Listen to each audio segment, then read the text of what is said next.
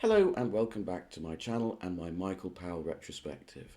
And today we have reached The Red Shoes, the most beloved and the most successful of all the Powell Pressburger movies. Of course, it wasn't always a success. When it was first shown at a preview screening to the producers at Rank who bankrolled the film, they hated it and walked out without even speaking to Emmerich Pressburger, who was there in the crowd, and they tried to bury it.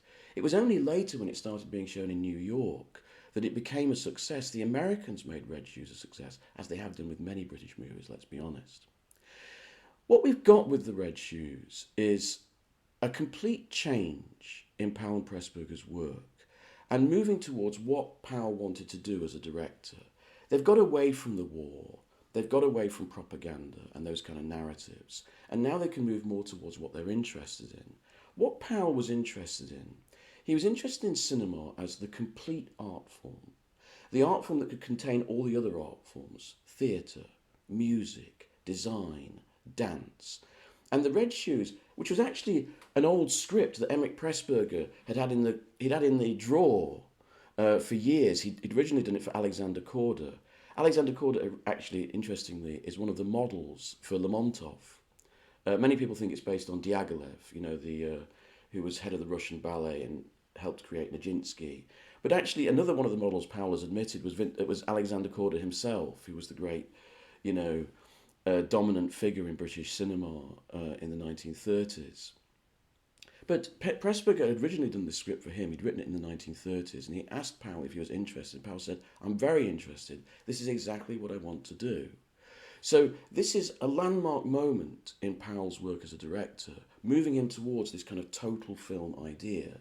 And because the success of this film was so delayed, you don't actually see the sequel to it until you get to Tales of Hoffmann about 3 films later, and then Oh, Rosalinda, neither of which I think are as successful as The Red Shoes, if I'm completely honest. The Red Shoes takes its cue from a Hans Christian Andersen tale, The Tale of the Red Shoes, these beautiful shoes that this girl likes. She sees them in a shop window. She takes them from the shoemaker. She puts them on her feet and she dances through the streets and at a party. But the shoes want to keep on dancing. She wants to stop, but they keep dancing and eventually dance her to her doom. And this is mirrored in the story in the film of Vicky Page, a young, ambitious ballet dancer. She wants to dance for the Ballet Lermontov. He initially is a bit sniffy about her, but he lets her dance and then tries to create her and mould her as his main dancer.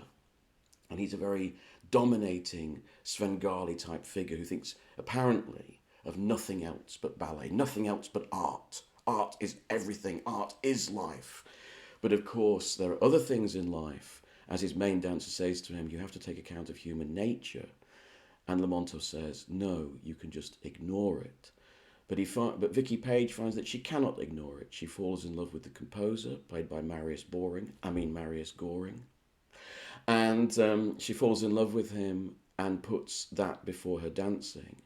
But Lermontov then recalls her to her dancing, saying, you're foolish. This is in your blood. You've got to do it. You're like me. It's a religion.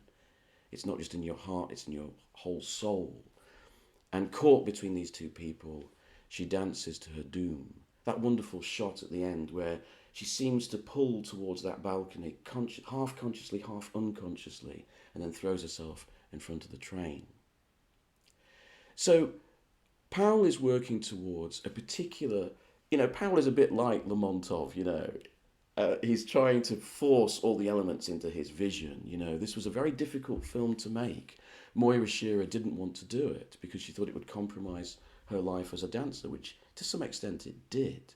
And of course it was difficult because she had to work with camera and work with production design. And so it was a very exhausting process.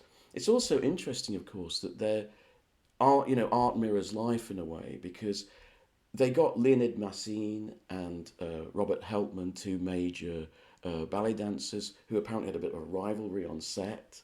And can you imagine, Moira Shearer, who I think was from Sadler's Wells, she was an up-and-coming, highly praised dancer, in with these 2 giants of European ballet. It kind of, mirrors what's happening in the film. And of course, all the behind-the-scenes stuff in this movie mirrors the behind-the-scenes of a film. So the comparisons between Lermontov and Powell are kind of interesting. The centerpiece of the film is the famous Red Shoes ballet. And this is the epitome, the apogee of what Powell is trying to create, this 360-degree total film. And it is extraordinary, absolutely incredible. It was called by the British critic Raymond Durniat, the single best moment of film ever. It goes on for about 17 minutes.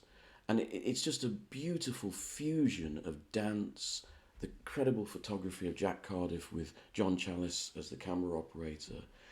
A person who never gets enough credit for this film is Hein Heckroth, the production designer. His production design and his paintings are incredible. All the elements bind together so beautifully. Watching it again, I haven't watched it for a while, I was struck by how inventive it is. I mean, that incredible sequence with the newspaper, dancing with the newspaper, so brilliantly done. I mean, I don't think it could be done better now. It's so beautiful. And how surreal it is, and how shocking and nightmarish it is. I'm always amazed by that incredible scene where I think it's Leonid Massin goes to the camera. It's never quite explained, but it's full of shocking imagery, and that weird, surreal sequence where Maurice Shearer comes through this wall into this dark space, this dark universe, full of these crawling, people advancing towards her. It's extraordinary for its time, years ahead of its time. I love the way that Powell fuses together all the layers of the film. So you have the basic Hans Christian Andersen story, but then its relationship to Vicky Page and her relationship with the two men in her life who keep appearing, they're sort of superimposed over Leonid Massin's face or over Robert Helpman's face. But then there's the sort of unconscious world as well, so that the newspaper that she's seen when she was out in Monte Carlo becomes this kind of figment. It becomes a dreamscape. And so all these levels are working together, and then brilliantly, and I think very cleverly, you keep seeing behind the scenes. So you see the door, the entranceway that Vicky Page is going to go in, this kind of wooden little thing that she's worried it's not going to open properly. And then she comes off, and you see behind the scenes, so you're slapped back into reality. Then you go back into the Hans Christian Andersen story. Then you go into the different layer of the metaphor of Vicky Page's life, and then into her unconscious life. And that is brilliantly handled and shifted throughout the film. This makes me think of my two absolute favourite sequences outside the ballet. The first, you remember, is that wonderful sequence where Lermontov goes to see Vicky Page at the Mercury Theatre, this crappy little theatre in the rain. It's a matinee performance, and she's dancing her heart out in Swan Lake, I think. And there's that fantastic sequence, I think the best sequence in the film, if I'm honest, where she's dancing on stage and she twists her head like that. And each time you just see the lights whiz round, and then the last shot is of Lermontov staring at her from the audience. And you get that wonderful close-up of her, transfixed, seeing him there. That's my favourite moment of the film. I think it's incredible. And why it's so brilliant is because it relates brilliantly to the later ballet sequence. And this is where I think Powell really shows his chops as a director. You see, on that stage at the Mercury Theatre, she sees the audience. But later, when we come to the ballet sequence, Lermontov says to her, don't worry about the audience. Only think about the music. Only the music matters. And Powell follows that as a director to the letter. We never see the audience. Think about it. The ballet starts, we're quite far back, looking at a stage, a proscenium stage, the curtains open. We don't see the audience, they're in darkness. We're sort of slightly above the audience. And then we move in. And only the music matters. We're caught up in the ballet. We're not even on the stage. We're in a fantasy world where stage and mindscape blend together. Only the music matters. We are inside the music. As she is dancing, it's like she's inside a fantasy, a narrative. There is no audience. And we never cut back to the audience. Watch the film again. A lesser director would have cut back to the audience. This is Vicky Page's great moment when she becomes a great ballerina. They'd have had people roaring and cheering. We never see the audience. The only brief shot of you have of the audience is actually when you look out the orchestra pit and you have that fantastic sequence where, Marius Goring is here and Lermontov is there, and then you see this roaring wave and ocean, but you don't see the audience. And that's the genius of Powell. He's thought about that. He's thought about its relation to that previous scene in the Mercury Theatre, where she sees Lermontov sitting in the crowd. She sort of zeroes in on him. But in the ballet, no audience. We and her are in the fantasy. That tells us that Lermontov is right about Vicky. She is dancing purely for the dance, for the beauty of it, for the necessity of it. The audience is blanked out. My second favourite scene in the film is that wonderful scene where Lermontov invites her to his baronial villa in Monte Carlo, and she's kind of semi-tricked, semi-given her great moment. The car takes her to these gates, and she goes up this wonderful staircase, which seems to have been left to nature. It's got grasses all over it. This beautiful sort of fairy tale staircase, and she's got this little crown on her head, and she comes and she's all dressed up for a party, and he's tricked her. They're just the four guys who run the ballet, just sitting there chewing the cud, really. And he knows, and he's done this, and he brings her in and says, "You're going to be my principal dancer." And that's it. That's the moment she's been waiting for. And then she just walks out. It's a moment both of control and also of, you've got the crown jewels. And it's just brilliantly done. I think that's a brilliant piece of directing and writing by Pressburger. One of my favourite scenes in the entire film. It's at this point that I should make a confession. This is not my favourite Powell Pressburger film because, scumbag that I am, I was never that interested in ballet. I was never that taken with ballet. So this film doesn't have some resonance that it has for many people. I prefer the kind of propaganda films. I find them more interesting in their themes and the way that Powell and Pressburger negotiated those themes. But I do admire this film. Watching it all these years later, though, I feel a strange sense of sadness about it. First of all, it's a very sad film, isn't it, at the end? I think in some ways you could read it that Vicky escapes Lermontov's clutches in the end. And Lermontov is beaten. He comes out, onto the stage, this little figure, like those little puppet figures that he had on his toy stage on his desk, And he comes out dwarfed by the stage. And that he has that sort of rant. "Vicky Page will not dance tonight." And he seems broken. But in the end, he kind of wins, doesn't he?